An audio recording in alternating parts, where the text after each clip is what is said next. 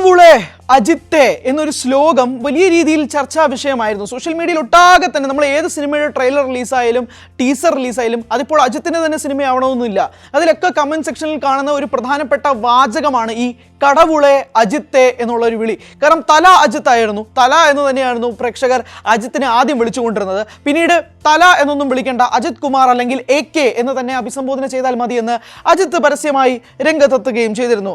പക്ഷെ അതിനുശേഷമാണ് തല എന്ന വിളിപ്പേര് മാറ്റിയിട്ട് കടവുളെ അജിത്തെ എന്നൊരു ശ്ലോകത്തിലേക്ക് കാര്യങ്ങൾ മാറുന്നത്. അത് ശ്ലോകം എന്ന് തന്നെയാണ് അജിത്ത് ആരാധകർ പറയുന്നത്. പക്ഷേ കഴിഞ്ഞ ദിവസം അജിത് കുമാർ ഒരു പരസ്യ പ്രസ്താവന രംഗത്തെത്തിയിരിക്കുകയാണ്. അദ്ദേഹം പറയുന്നത് അങ്ങനെ ഒരു ശ്ലോകം വരുന്നതായി ശ്രദ്ധയിൽപ്പെട്ടു, അങ്ങനെ ഒരു വാചകം വരുന്നതായി ശ്രദ്ധയിൽപ്പെട്ടു. അങ്ങനെയുള്ള വാചകങ്ങളൊന്നും തന്നെ വേണ്ട, തന്നെ അജിത് കുമാർ എന്ന് വിളിക്കാം, അല്ലെങ്കിൽ AK എന്ന് വിളിക്കാം. അല്ലാത്ത തരത്തിലുള്ള ഒരു തരത്തിലുമുള്ള ശ്ലോകമോ വാചകമോ തൻ്റെ മേൽ വേണ്ട എന്നുള്ളതാണ് അജിത്ത് പറയുന്നത്. അദ്ദേഹം പറയുന്ന എക്സാക്ട് വാചകം ഇങ്ങനെയാണ്: I am uncomfortable with superlatives or any kind of prefix mentioned alongside my name. I prefer being addressed by my name or by my initials. My sincere request to everyone is to work hard, play hard without hurting anyone, look after your respective families and be law abiding citizens. Wishing you all and your respective families a beautiful life എന്നാണ് Ajith post ചെയ്തിരിക്കുന്നത്. നമുക്കറിയാം Tamil cinema ലോകത്തിൽ അജിത് കുമാർ ഒരു മാതൃകയാണെന്ന് പലപ്പോഴും പറയാറുണ്ട്. കാരണം ഈ ഫാൻസ് അസോസിയേഷൻ രൂപപ്പെടുത്തുന്ന പരിപാടിയൊന്നും അജിത് കുമാറിനില്ല. അദ്ദേഹം സോഷ്യൽ മീഡിയയിൽ ആക്റ്റീവ് അല്ല, സോഷ്യൽ മീഡിയയിൽ അക്കൗണ്ട് പോലും അജിത് കുമാർ എന്ന നടനില്ല. തൻ്റെ സിനിമയെ സ്നേഹിക്കുക, തിയേറ്ററിൽ നിന്ന് ഇറങ്ങിയതിന് ശേഷം അതങ്ങ് മറന്നേക്കുക.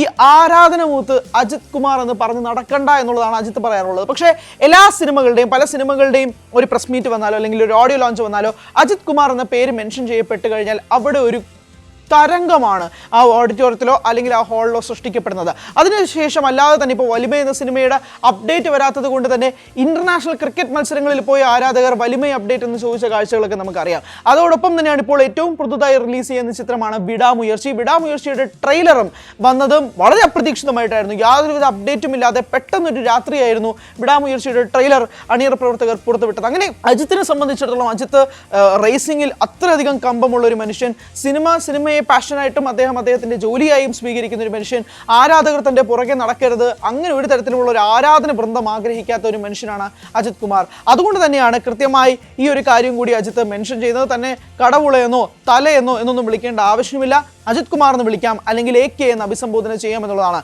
കുറച്ച് നാളുകൾക്ക് മുമ്പാണ് കമൽ ഹാസൻ തൻ്റെ പേരിന് മുന്നേയുള്ള ഉലക നായകൻ പട്ടം എടുത്തു മാറ്റുകയും ചെയ്തത്. തന്നെ കമൽ ഹാസൻ എന്ന് വിളിക്കാം, അല്ലെങ്കിൽ KH എന്ന് വിളിക്കാമെന്ന് കമൽ ഹാസനും പറയുകയും ചെയ്തിരുന്നു. അങ്ങനെ ഒരു മാറ്റത്തിൻ്റെ തുടക്കത്തിലേക്ക്, ഒരു മാറ്റങ്ങളിലേക്ക് തമിഴ് സിനിമയിലേക്ക് മാറുകയാണോ എന്നുള്ളത് എടുത്ത് സൂചിപ്പിക്കേണ്ടതുണ്ട്. കാരണം നമ്മൾ ചരിത്രം വരെ പരിശോധിച്ച് നോക്കിയാൽ നമുക്ക് അറിയാം, പുരട്சி തലവനായിക്കോട്ടെ അല്ലെങ്കിൽ ക്യാപ്റ്റൻ ആയിക്കോട്ടെ, അങ്ങനെ ഓരോ നാമങ്ങൾ തമിഴ് സിനിമാ ലോകത്ത് അവർ ആരാധിക്കുന്നവരിലേക്ക് അവർ കൊടുക്കാറുണ്ട്, ആ പട്ടങ്ങൾ ചാർത്തപ്പെടാറുണ്ട്.